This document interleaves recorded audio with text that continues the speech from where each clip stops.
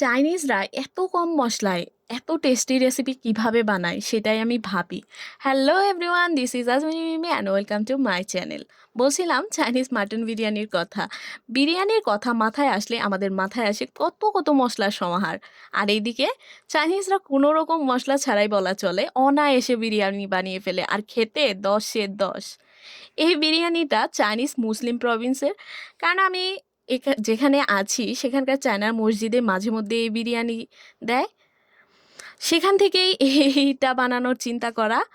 তো কথা না বাড়িয়ে চলে যাই মেন রেসিপিতে। তো প্রথমে চুলায় তেল গরম করে নিয়ে তাতে কিছু পেঁয়াজ কুচি দিতে হবে। পেঁয়াজ হালকা ভাজা হয়ে গেলেই দিতে হবে ছোটো টুকরো করা তেলসহ মাটন। এরপর একটু ভেজে নিয়ে তাতে দিতে হবে অল্প সয়া সস আর ভাজা জিরা গুঁড়া আর ধনিয়ার গুঁড়া। এরপর স্বাদমতো লবণ আর টুকরো করা গাজর। এই রেসিপিতে কোনো রকম মরিচ দেওয়া লাগবে না। এরপর মাংসটাকে ভালো করে কিছুক্ষণ রান্না করে পানি দিতে হবে। মাংসটা রান্না হয়ে গেলে ঝোল থাকা অবস্থায় দিয়ে দিতে হবে চাল। চালটা আগে থেকে 30 মিনিট ভিজিয়ে রাখলে ভালো হয়, তাতে তাড়াতাড়ি কুক হয়ে যায়। চাইনিজরা যেহেতু স্টিকি রাইস খায়, তাই এখানেও রেগুলার রাইস ইউজ করা হয়েছে। এরপর ঢাকা দিয়ে চুলার আঁচ কমিয়ে রান্না করতে হবে 30 মিনিট।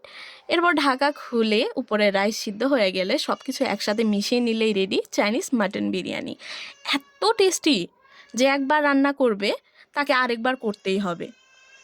ভিডিও ভালো লাগলে সাবস্ক্রাইব করতে ভুলবেন না, আর কোনো কিছু জানার হলে কমেন্ট করতে ভুলবেন না। এরকম আরও ভিডিও পেতে সাথেই থাকুন। আজকের মতো টাটা।